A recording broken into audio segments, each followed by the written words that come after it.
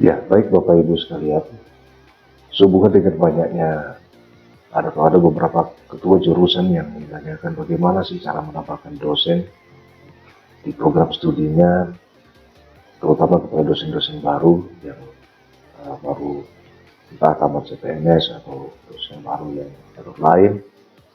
Nah, sebenarnya gampang sekali ya, tidak terlalu susah. Kita coba saja cara mendapatkannya itu. Di sini saya kembali menggunakan akun elektro. Untuk menambahkan itu, yang pertama tentu kita tidak perlu lagi mengorek kotak-atik akunnya, tahun akademiknya dan sebagainya. Tetapi kita fokus langsung kepada masternya, master data. Kita klik di master data ini, kemudian kita pilih dosen, dan kemudian di sini ada beberapa menu yang digunakan untuk menambahkan dosen yang baru. Memang syarat awal untuk menambahkan dosen yang baru adalah pertama dosen itu tentu harus memiliki NIDN. Tetapi ada beberapa dosen baru tadi, ada juga yang mempunyai NIDN. Nah, sementara dosen yang mengajar itu mesti punya NIDN. Namun dalam mengurus NIDN sesuai dengan ketentuan bahwa yang bersangkutan harus memiliki riwayat tridharma. Nah, salah satunya adalah terkait dengan pendidikan atau pengajaran. Nah, untuk membuat itu dapat dijadwalkan mata kuliah di dalam sistem SIMAKAT ini, maka perlu ditambahkan dulu ke dalam sistem SIMAKAT-nya. Nah, pertanyaannya bagaimana kalau belum punya NIDN? Nah, NIDN-nya itu kemudian kita gunakan dengan menggunakan NIDN dummy atau dibuat-buatlah NIDN-nya, yang penting namanya bisa masuk, kemudian bisa dipilihkan mata kuliah yang nantinya dia akan ampuh. Memang konsekuensinya di dalam SIMAKAT ini ketika mereka dimasukkan dengan NIDN dummy dan mungkin semester depan dia memperoleh NIDN yang sebenarnya, maka pada saat memasukkan NIDN sebenarnya, maka seolah-olah itu dibaca menjadi data baru. Itulah sebabnya banyak pertanyaan ketika sudah muncul NIDN yang aslinya, kemudian dimasukkan ke dalam SIMAKAT, maka seluruh riwayat dari dosen tersebut tadi itu seolah hilang semua, ya tidak terbaca. Jadi salah satu variabel yang kemudian dibaca sebagai story data di dalam SIMAKAT adalah NIDN. Oke, yang jelas bahwa ini hanya digunakan untuk internal kita. Besok lusa ketika kita memberikan dosen-dosen yang punya NIDN tidak memiliki NIDN tadi untuk mengajar mata kuliah, maka pada saat pelaporan PDPT di PDDikti, tentunya jurusan sudah harus atau ketua jurusan sudah harus mengukur bahwa ini tidak bisa dilaporkan ke Porlab PDDikti. Oleh karena itu solusinya adalah dengan dosen yang baru tadi membuka mata kuliah pada saat pelaporannya itu dilimpahkan kepada ketua jurusan. Nah, jadi yang tanggung jawab adalah ketua jurusannya. Nah, baik Bapak Ibu, kita langsung masuk dalam bagaimana cara menambahkannya. Yang pertama kita klik tentunya dengan tombol tambah. Dan di sini kita contoh saja nih, nanti tentukan sesuai dengan fakultasnya, jurusannya, program studi Bapak Ibu. Nah, yang pertama dilakukan di sini ada tulisan NIK, ya, tulisan NIK. Nah, data identitas ini, NIP ini, inilah yang digunakan nanti pada saat dosen yang bersangkutan untuk login di akun masing-masing. Oleh karena itu, NIP ini sebaiknya jangan diisi dengan NIP yang sebenarnya, tetapi kita isi dengan nomor HP saja. Jadi kita loginnya pakai nomor HP kita. Jadi saya misalkan contoh 08 22 sembarang saja nomor HP ini. Nah, kode PA dosen itu ya silakan saja bebas ini PA dosen. Sehingga namanya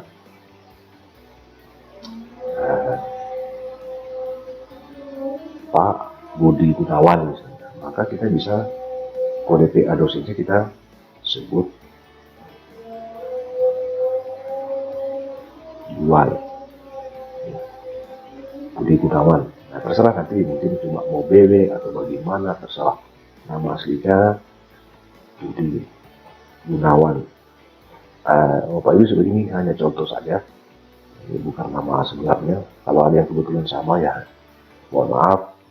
Kemudian gelar dosennya, ya, kalau dosennya doktor ya kita tinggal nama di sini DR titik, kemudian misalnya di sini ST MT sesuai dengan gelar yang resmi. Akronimnya ini bisa kita tambahkan sebagai mungkin DW saja. Nah, kemudian yang kedua adalah nomor KTP. Nah, nomor KTP ini ya silakan nomor masukan didekati Bapak Ibu semua oleh pimpinan jurusan ya, itu data-data dari dosen yang bersangkutan. Ini kita sebut saja bulan, tempat lahir misalnya dari ya tanggal lahirnya,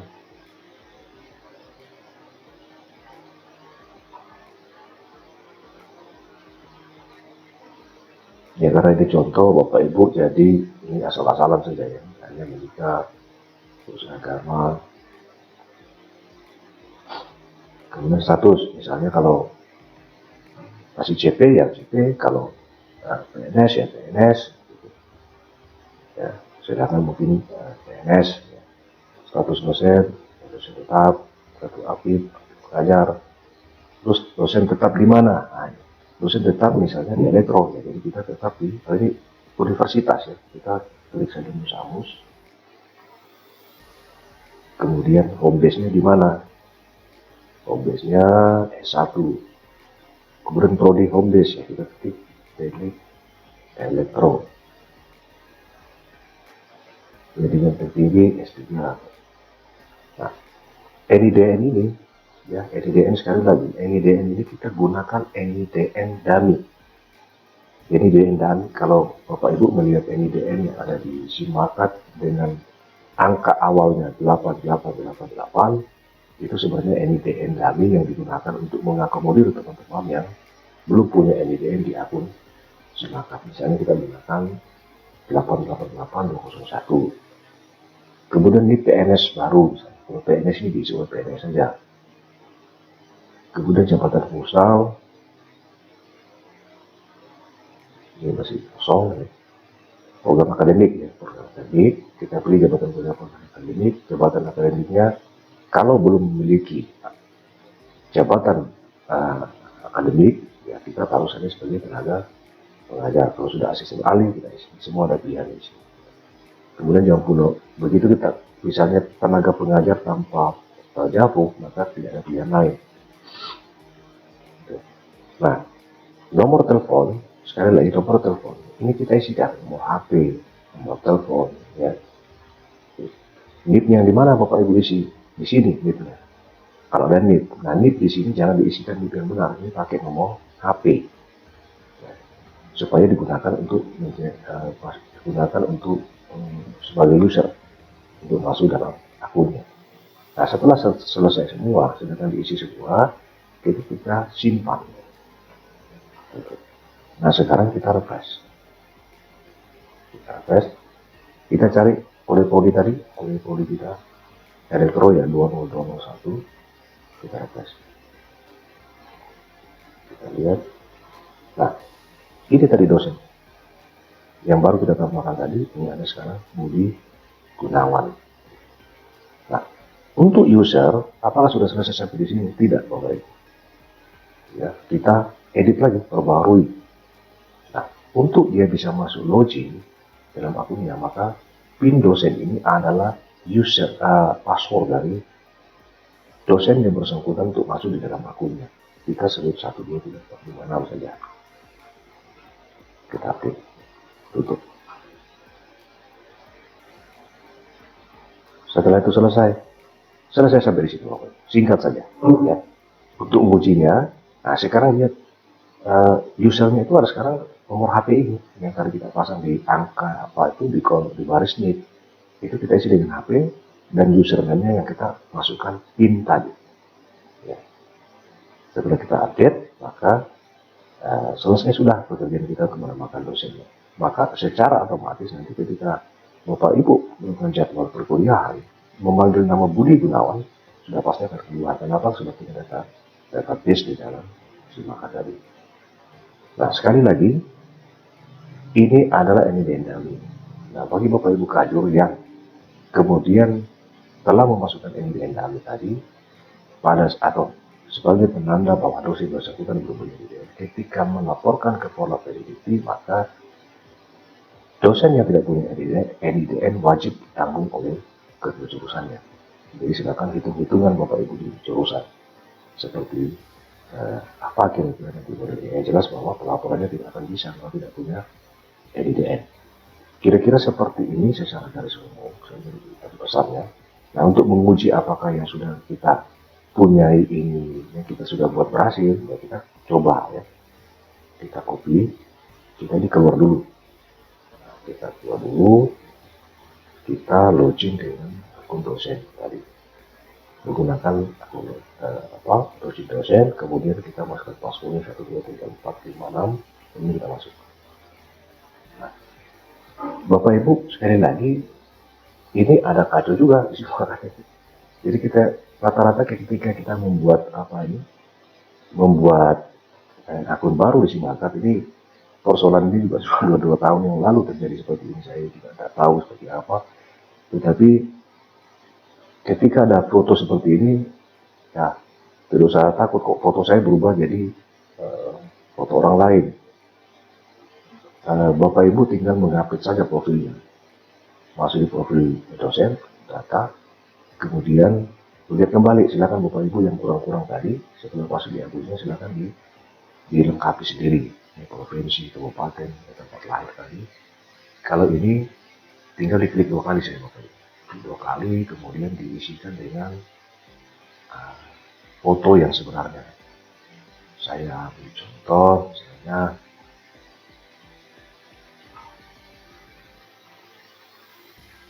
fotonya kayak gini. Upload.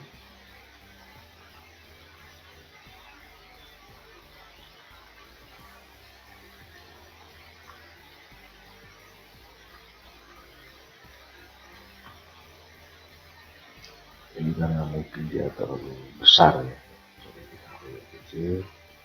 Ada. Ya. Sudah jadi foto kita yang sebenarnya. Setelah itu kita update. Coba datanya. Nah, kita keluar lagi, kita pastikan ya. Kita pastikan sudah berubah. Sudah berubah. Jadi tidak usah khawatir kalau fotonya tiba-tiba jadi orang lain, ya silakan di-upload ulang fotonya. Yang jelas bahwa Bapak Ibu sudah punya akun. Nah, begitupun dengan fungsi akun tadi ini, maka kejurusan ketika memplotkan satu mahasiswa terhadap dosen-dosen PA jadi gampang karena database-nya sudah ada. Kurang lebih seperti itu Bapak Ibu untuk terkait penambahan dosen baru yang ada di akun jurusan masing-masing. Jadi semua bisa dikendalikan oleh jurusan, ditambahkan oleh jurusan, dan seterusnya. Jadi tidak perlu lagi susah-susah ini harus menambahkan, harus bersurat ke BNKA, sudah itu sudah masa lalu, jadi kita tinggalkan saja. Semua kendali ada di Bapak Ibu jurusan. Demikian Bapak Ibu, terima kasih atas perhatiannya dan selamat bekerja.